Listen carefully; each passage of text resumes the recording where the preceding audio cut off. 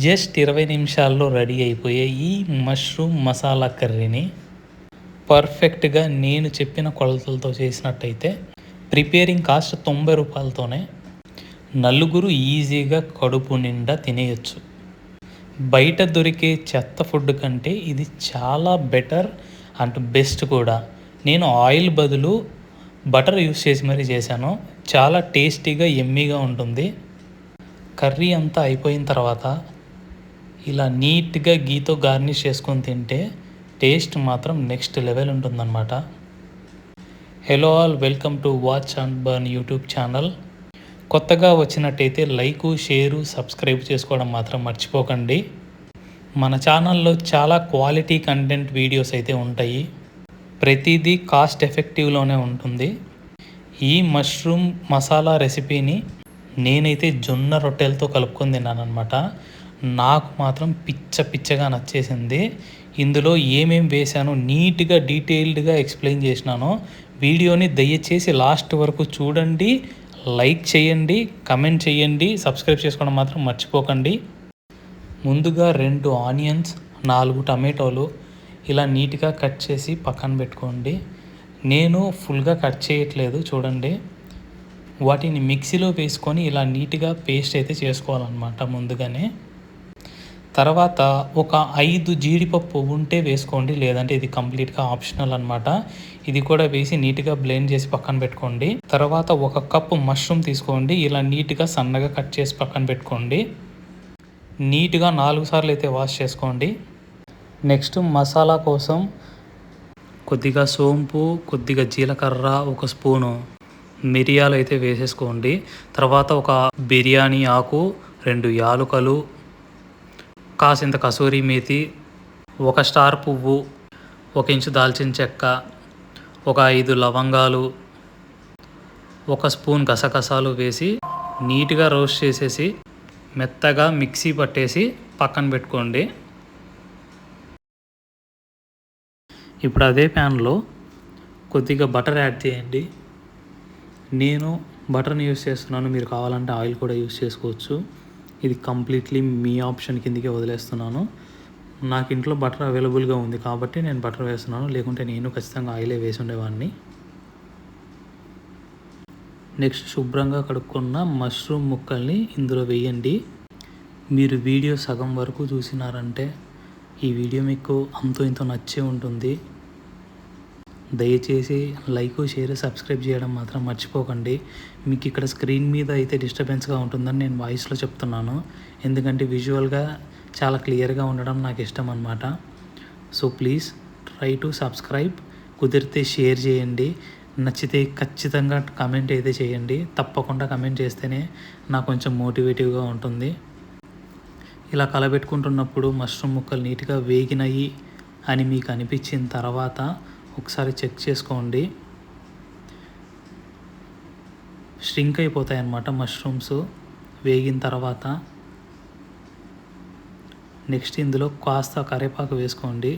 తర్వాత మనం ఇందాక మిక్సీ చేసి పెట్టుకున్న ప్యూరీ ఉంది కదా, టొమాటో, ఆనియన్ ఇంకా కాజు వేసుకున్న ప్యూరీ ఉంది కదా, అది నీట్గా ఇందులోకి ట్రాన్స్ఫర్ అయితే చేసుకోండి.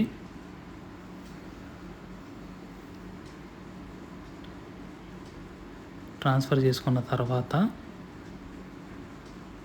మనందరికీ అలవాటు ఉంది కదా, ఈ నీళ్లు గుమ్మిలిచ్చి దాంట్లో వేసేయండి. ఇప్పుడు నీట్గా కలబెట్టుకోండి. ఇలా కలబెట్టుకున్న తర్వాత చూడండి, బాగా బాయిల్ అవుతున్నప్పుడు కాస్త పసుపు వేయండి. కారపొడి కావాలంటే 1 స్పూన్తోనే ఆపేయండి. నాకు బాగా స్పైసీగా తినడం అలవాటు కాబట్టి ఇదిగో ఇక్కడ చూడండి, నేను 2 స్పూన్ అయితే యాడ్ చేస్తున్నాను. యాక్చువల్గా అయితే 1 స్పూన్ అయితే చాలా సరిపోతుంది, కరెక్ట్గా సరిపోతుంది. ఎందుకంటే మరీ ఎక్కువ స్పైసీ ఉన్నా మీరు తినలేరు అనుకోండి, వేసుకోవద్దు. లేదు మేము తినగలం అనుకుంటే వేసేసుకోండి, పర్లేదు. 2 కాకపోతే 3 అయినా వేసుకోండి. But healthy option is 1, spicy option is 2. 2 స్పూన్లు అయితే ఖచ్చితంగా వేసుకోండి. సో ఇలా నీట్గా కలిపెట్టేసుకున్న తర్వాత ఒక 5 నిమిషాలు ఇలా వదిలేయండి మూత పెట్టేసి. చూడండి ఆయిల్ లైట్గా సపరేట్ అవుతుంది. ఇక్కడ నేను మళ్ళీ ఇప్పుడు సాల్ట్ అనేది చెక్ చేసుకుంటున్నాను. నాకైతే సాల్ట్ సరిపోలేదు కాబట్టి కొంచెం సాల్ట్ అనేది నేను యాడ్ చేసుకున్నాను ఇక్కడ. తర్వాత ఇప్పుడు ధనియాల పొడి అయితే యాడ్ చేసుకోండి. కొద్దిగా ధనియాల పొడి నేను ఇక్కడ ఎక్కువ వేసుకుంటున్నాను, నాకు స్పైసీ కావాలి కాబట్టి. ధనియాల పొడి వేసుకున్న తర్వాత ఇందాక మిక్సీ పట్టుకున్న పౌడర్ ఉంది కదా, మసాలా పౌడరు, అది మొత్తం ఇందులో వేసేసి నీట్గా మిక్స్ అయితే చేసుకోండి. మొత్తం కలిపేయండి. చూడండి, స్టార్టింగ్లో చాలా వాటరీగా ఉన్న కర్రీ ఇప్పుడు చూసినట్టయితే చాలా పేస్ట్గా, చాలా గ్రేవీగా వచ్చిందనమాట. టేస్ట్ మాత్రం చాలా బాగుంటుంది. తప్పకుండా ట్రై చేయండి. ట్రై చేసి కమెంట్ చేయడం మాత్రం మర్చిపోకండి. మొత్తం నీట్గా ఇలా కలబెట్టుకోండి. మీరు దయచేసి సబ్స్క్రైబ్ చేసుకోవడం మాత్రం మర్చిపోకండి. సో ఇంతవరకు వీడియో చూసారంటే ఖచ్చితంగా మీకు నచ్చే ఉంటుంది. ఒక్కరితైనా షేర్ చేయండి దయచేసి. ఒక్క షేర్ అయినా కానీ హెల్ప్ఫుల్ అవుతుంది మా ఛానల్ గ్రోత్కి. ఇలా నీట్గా మసాలాలన్నీ కలిసేంత వరకు నీట్గా కలుపుకున్న తర్వాత ఇక్కడే మళ్ళీ మీరు సాల్ట్ ఇంకా ఏమైనా ఉంటే అడ్జస్ట్ చేసుకోవచ్చు. నేను చెప్పిన కొలతలతో అయితే సరిపోతుంది. 1.5 స్పూన్ మాత్రమే నేను వేసున్నాను ఇందులో సాల్ట్. ఎక్కువ వేయలేదన్నమాట, ఎందుకంటే నేను దీన్ని జొన్న రొట్టెలతో తింటాను అనుకుంటున్నాను. సో అందుకోసమని చెప్పేసి జొన్న రొట్టెల్లో సాల్ట్ ఉంటుంది నాకు, అందుకే ఇక్కడ కొంచెం తక్కువగానే వేసుకుంటున్నాను. మూత మూసేసి ఒక 5 నిమిషాలు అలా వదిలేయండి. తర్వాత చూడండి, పూర్తిగా ఆయిల్ అయితే తేలిపోయింది. నెక్స్ట్ ఇలాగా కాస్త కొత్తిమీర కాడలను అలా పూర్తిగా ఇందులో వేసుకున్న తర్వాత చూడండి, కొద్దిగానే వేసుకోండి కొత్తిమీర కాడలు, ఎందుకంటే మనం ఆల్రెడీ ధనియాల పొడి వేసుకున్నాం కాబట్టి. జస్ట్ లుక్ కోసం వేస్తున్నాను నేను. మీరైతే స్కిప్ చేయొచ్చు, నో నీడ్ టు వర్రీ. తర్వాత గీ అయితే యాడ్ చేసుకోండి. గీ అంటే ఎక్కువ యాడ్ చేసుకోమాకండి. నాకు ఇక్కడ స్పైసీకి తగ్గట్టుగా నేను గీ అయితే యాడ్ చేసుకుంటున్నాను. అలా కమ్మగా ఉండాలి, కారంగా కూడా ఉండాలి. నాకు రెండు తగలాలి, అలా అయితేనే నాకు నచ్చుతుంది. సో మీరు కూడా రాయలసీమ నుంచే అయితే మీకు ఖచ్చితంగా ఈ కర్రీ నచ్చుతుంది అన్నమాట. రెసిపీని పూర్తిగా ట్రై చేసిన తర్వాత జొన్న రొట్టెలలో కానీ, చపాతీలో కానీ, బగారా రైస్లో కూడా చాలా బాగుంటుందండి ఈ కర్రీ. చాలా కమ్మగా టేస్టీగా ఉంటుంది. తప్పకుండా ట్రై చేసి కమెంట్ అయితే చేయడం మాత్రం మర్చిపోకండి. ఇంత లెంతీ వీడియో ఇంతవరకు చూస్తున్నారంటే అంతో ఇంత మా కంటెంట్ నచ్చే ఉంటుంది. దయచేసి మా ఛానల్ని సబ్స్క్రైబ్ చేసుకోండి.